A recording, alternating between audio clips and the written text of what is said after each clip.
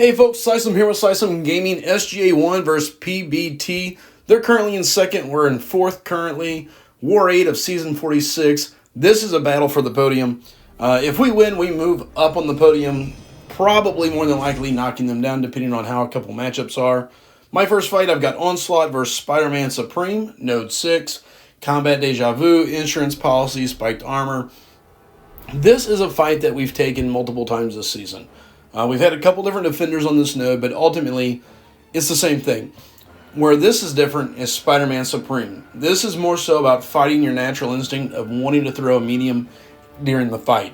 You can do it, just got to be really smart about how you do it. My goal during this fight is going to be to not throw one, and you'll see how this goes. Overall, I did fairly well, throwing on the boost. When you throw the medium, he does phase, goes invisible, however you want to put that. So again, this is a lot of just fighting muscle memory, making sure you don't do the one thing that could really wreck you if you don't pay attention and don't recover right. So going to start the fight off. I'm looking to parry heavy, miss the first parry, get the second one, and then I'm looking to go with a light. I really don't want to give him any reason to have any additional buffs. So as you can see, I'm trying to be very smart about this. It's very slow. Not an exciting fight by any means. So far, we're, 84%. I wanted to heavy cancel to my L1. Kind of missed it. It just kind of worked out. He ran into me, which worked great for me. So there we are, baiting the first L1. Things are going smooth. The debuffs are ticking. There it is. We're pausing them. So again, this is a basic Onslaught fight. I played super safe. I felt like I was playing overly safe, but that's okay. Another L1, and as you can see, we've gone down to 37%.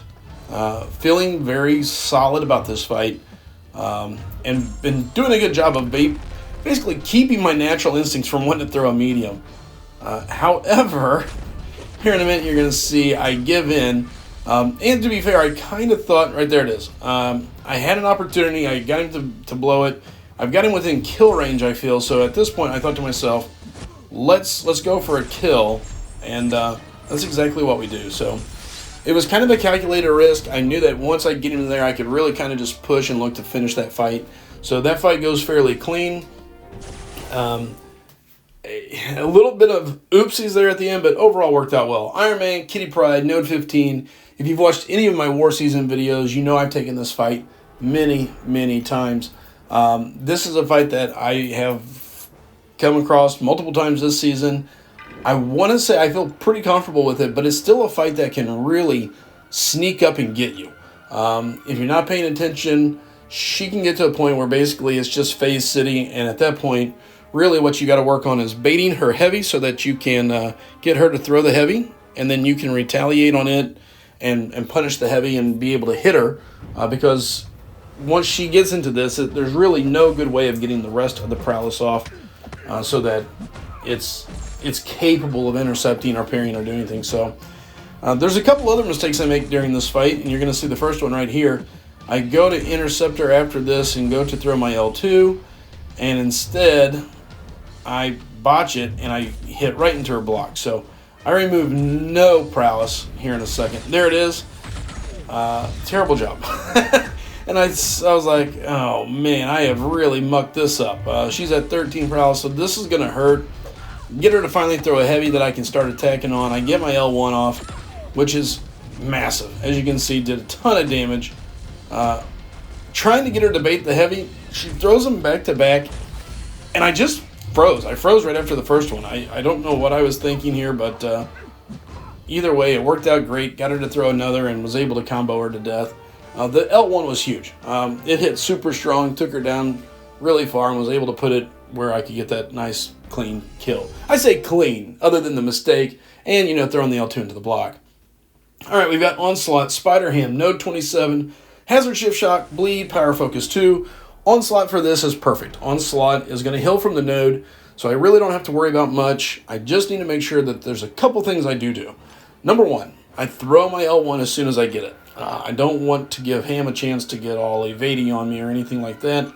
And secondly, I want to make sure that I do a good job of dodging his L1. I don't want to push his L2, but I really want him to throw the L1 And then, if played right, I'm going to be able to heavy that and really keep my debuffs paused on him. So, as you can see here comes the first one, and whammo, right into my heavy. Worked out great. I'm able to throw an L1 early, start getting the debuffs ramped up. As you can see, the Neuroshocks are just ticking away. And here comes another L1. Played it fairly well, I feel like. And again, back to a heavy. We're just keeping everything paused.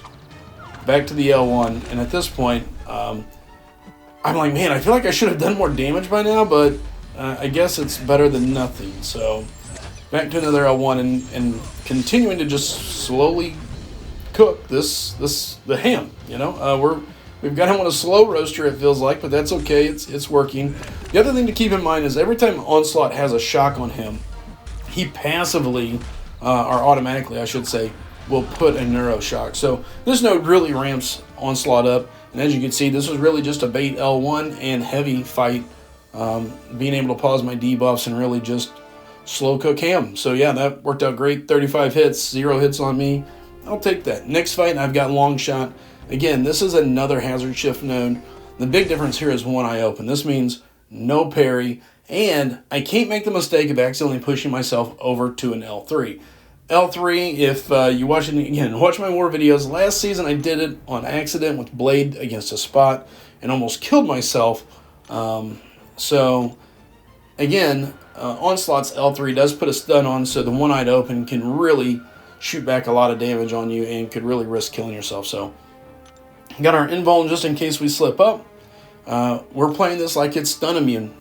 Bait the heavy, we want to heavy off his heavy, and really, again, the faster I can get shocks on me, the better. So I'm really looking to get shocks on me so I can start getting Neuro Shock back on him. So, and there you go. We got some shocks sticking. There's Neuro Shocks. Now they're starting to stack up, and as you can see, they'll do their thing.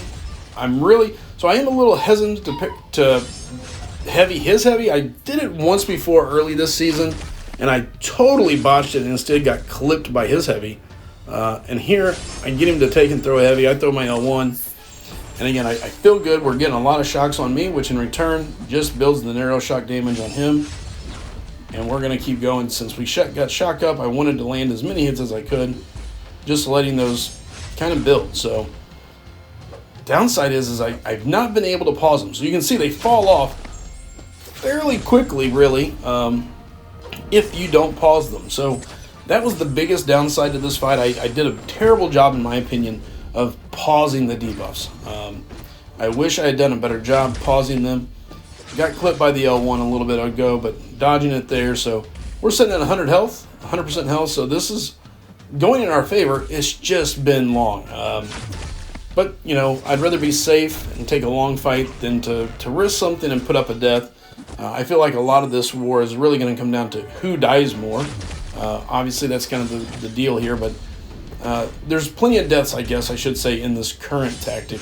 We see a lot of teams throwing up a lot of deaths, so there I was able to pause these and finally start stacking them up, get a little bit of damage going.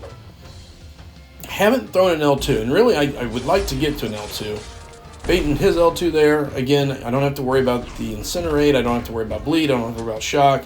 So when it comes to fighting Long Shot, Onslaught is amazing for it. So finally we got our first L2, and as you can see, that's going to actually start chewing into his health a little bit there with all the degen, the Neuro Shocks. Down to 16%, and again, Neuro Shocks just slowly ticking him away. Down to 10, baiting the L1, and at this point, I know as long as I don't totally jack this up, I should have a win. There's a feeling a little healthy, so we'll practice getting that heavy on heavy. And there's bait the L2. We're gonna wait for him to come in. Doesn't move. Trying to control the floor, and here we go. Intercept with our relic, and then it's ball game. So, all in all, I felt like it was a great fight, slow fight. But again, my model this season has really been control, trying to control fights, control what's going on. And as you can see, 62 hits. I got hit twice, so the invuln soaked all the damage. All my damage was block or, I guess really just block, yeah. So Iron Man, APOC, Node 45, Hazard Shift, Shock and Bleed, Conflictor, Crumbling Armor. Couple things here. Before this fight, I changed my masteries. I put Coag full on 3 of 3. This way it reduces the bleed time and damage. On top of it, if you'll notice there, Iron Man has the Odin buff. So I had those going into the kitty fight. I didn't really talk about it or show it there, but if you look there, you can see he's got the crossfight symbol on him. So we've got our Odins on there. Teammate has put a white mags on here so I can parry, and as you can see, we're going to get going. Power start 1. Luckily, because of all the buffs or the reduced damage I have coming in from everything, I can pretty well play this fight straight up. The one thing that I told myself I wasn't going to do is try to dex any hits of the special. If you watched my last video, I totally jacked up against the boss, APOC. I feel comfortable dexing it, but I didn't want to risk it. This war was super close, super tight, and so for me it wasn't worth it. Got to be mindful of the power gain every time that I break off and throw the L1. The armor breaks are going to get 8. He's going to gain some power, so I do have to be mindful of where his power bar is at as this fight goes. As you can see there, eating it. Now I've got 2 armor breaks on him finally. Slowly ticking, nothing major, a lot of block damage, but for the most part being able to hold my own. Again, slow, controlled fight. Haven't really been able to hit hard due to the fact that I haven't been able to stack the armor breaks up. So that was the only downside to this fight, really. And here I'm too close to an L3 to feel comfortable throwing that. So I wait, I bait the L1, and get him going a little bit. I really want him to throw one more before I toss this other L1, just to really have his power under control. So there's the L1 I was looking for. And from there, I'm going to be able to throw another one. There's my L1 in return. Got him down to 32. And again, this is just a long fight. Now I can stack the armor breaks. I was able to get my power up high enough and have his power under control where I could throw 2 L1s back to back, basically. Block damage, and now we're going to be able to do a little bit better here. There's a 15-13, some relic glove, and another couple big hits. Follow it up, and that's going to be all it is for APOC.